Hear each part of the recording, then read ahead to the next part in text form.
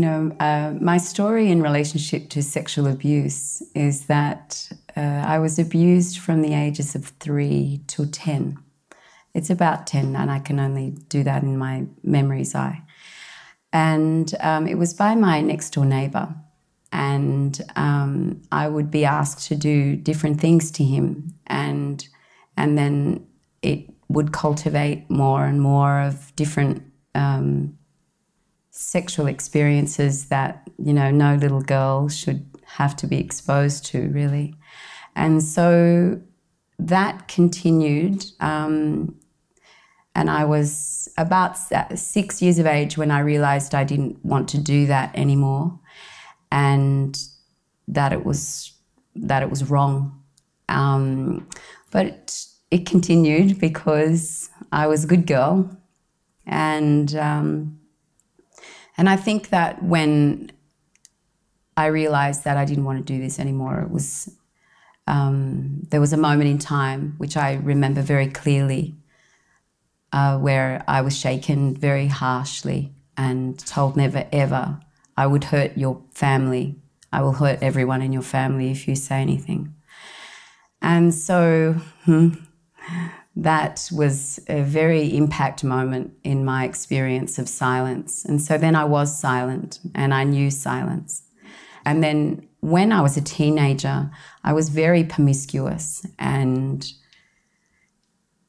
really a lot of self-sabotage throughout my teenage years. There was drugs, and I knew how to give sex, and that's what I did. And then I was brutally raped at the age of 17, and I thought that I deserved that. Yeah, and that whole mentality, it's such a small space to be in. But it was my normal, and I knew that. And yeah, I was looking back, and the experience of that was very limiting.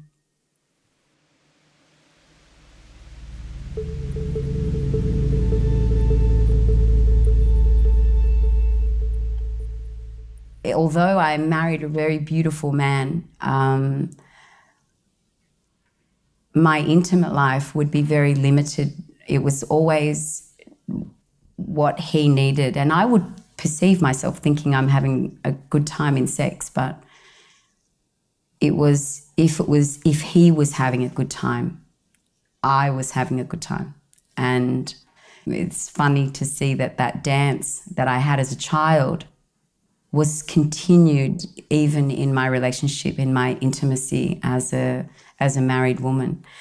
When I went through a massive life change, that's when I realised all of those things had taken place. Now, I can't say that in the experience of me behaving a certain way in my intimate life with my husband was even my awareness of that very deep-rooted conditioning that I had acquired through being a child. And my expectations in how it was so crazy that sexual experience was an approval. It was so many things around it. It was what I perceived to be actually love as well, attention. There was a lot of different things around those experiences that developed within my behaviours, which didn't serve me always. And I look back on how I was as a mother and how that my experiences limited my connection with my son growing up. I remember when I would put him on the chair and I'd just watch him, and I'd be like, just pick him up.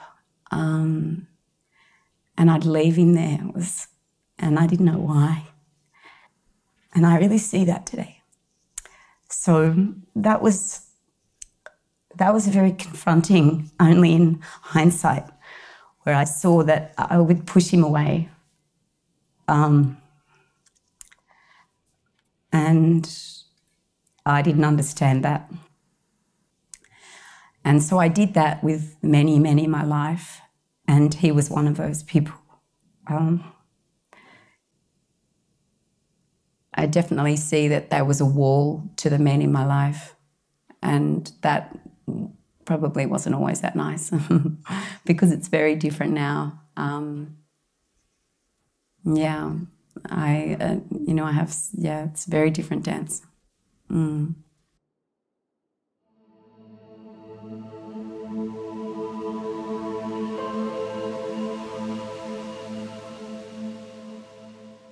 I do know that when I came home, I left home when I was 16, and I came home to mum and dad, and my mum and dad were very family. They have a very sense of family values, and the 7 brothers and sisters are all in the lounge room, and well, the 4 of them anyway. And mum and dad said that they were going to one of their daughters' weddings, and I've gone, oh, you're not going to that prick's wedding. And mum was very conservative, and she's gone, Marie, you cannot talk about him like that. And I have said, I can talk about him any way I want. And I was really angry. I was so angry. And it was just after I'd been raped. So I was very, like, really pulled tight, and I just went silent again. I was like this 6-year-old girl, just silent again, just shut down. And I was like, whoa, this is amazing. And I understand that, and mum and dad didn't talk about it again. They didn't ask questions, or they just, you know, in their own safety, just said that that was a story.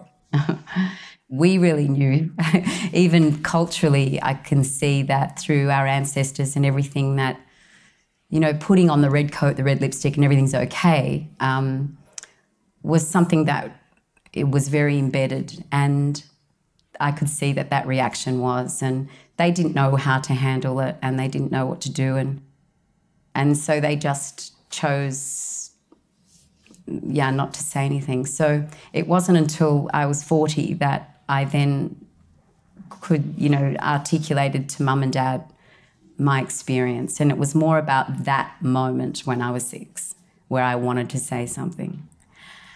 And they were, the poor things, a bit overwhelmed and very apologetic, and I feel for that.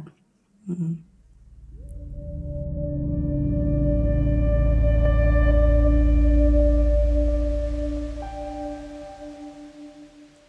When I really felt like I'd been heard was those moments when I rang mum and dad. And that was a very deep process. And I really saw how embedded in my body that I held on to the abuse in so many ways. And so I knew I wanted to move this. I wanted to get this stuff off. Because there's one thing my mum and dad did with us was we knew that we were loved.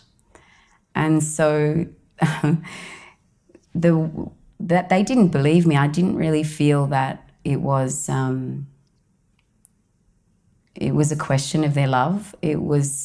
I could really see that they were fearful, and they didn't want to face that, and they didn't want to face that about themselves either, or they didn't want to face that how did they miss this stuff, and I could really see that. So as a logic and reason level, I could really understand that my mum and dad were doing the best they could. And even when they didn't believe me, I knew that. I knew that with my logic and reason.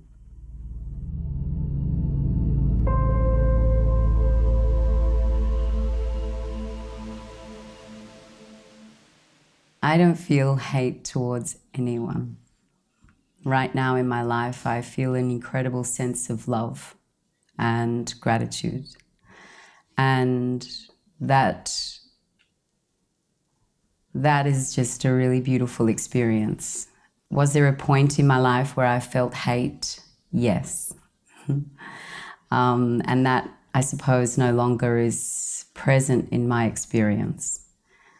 I see people doing what they do because of the experiences that they've had, or They're unconscious to their own actions and their own reactions to life. I also understand that people are doing the best they can, even if they're unaware. And when I realized that what served me in my life, I chose what served me, and hate is not one that serves me. And I saw it really as a big contraction of weight and energy, really. And so it was energy that really kept me bound by my own body. And so when I saw that I had a lot of energy of hate or fear, it was really more so fear. And so fear just kept me so limited. And then I saw I was so dictated by fear that I started to use fear as my fuel. And I would freeze a lot in my life. Freeze with choices, freeze with speech, freeze with action. And so when I chose to really confront those fear spaces, I felt it and then I moved into it. And that wasn't to say that it wasn't confronting, and I chose to lift that energy to my heart and see a totally different life. And that was just very empowering. So that anger or fear ended up being incredible fuel and incredible energy to experience another life. However, I just see anger as energy anyway. So, and where I put that, that's up to me. So that's quite nice.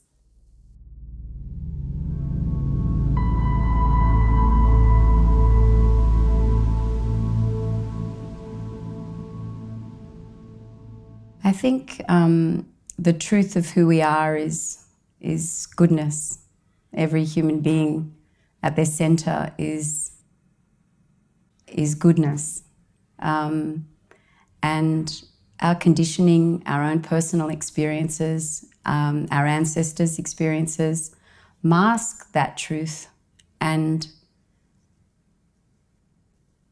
no doubt, I really do believe that even if a person who's doing awful things to someone, that they're not conscious that it's awful, their innate self knows that it's awful.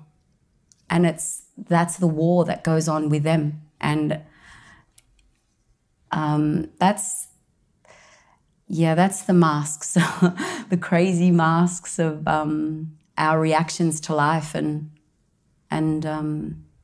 really, I really know in my absolute, I know that people at their essence are goodness. And that's just a really beautiful place. It's not even to think that everyone's going to do very nice things. And when I let go of my own judgments and my own self-sabotage and my own self-loathing and all of those things, when I really accepted me as a human expression who is just doing the best she can with what she knows right now.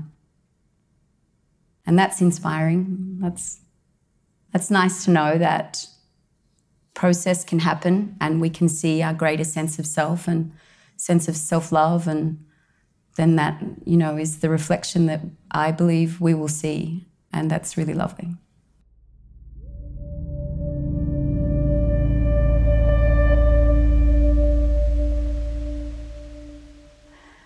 I think me sitting in this chair and sharing a space of hope for others that are still very bound by their experience, and opening conversation. Silence is something that's very ingrained in the shame and the guilt because of those childhood experiences. Like, there's so much shame around the experience itself. And when we have these conversations, or when I'm sitting in front of a camera and articulating my experience, it allows someone else to hear their own voice, and also allows the space of hope, because I really feel that my growth and my awareness shifts really do offer a space of hope for those people who are in so much pain. And that, I love that.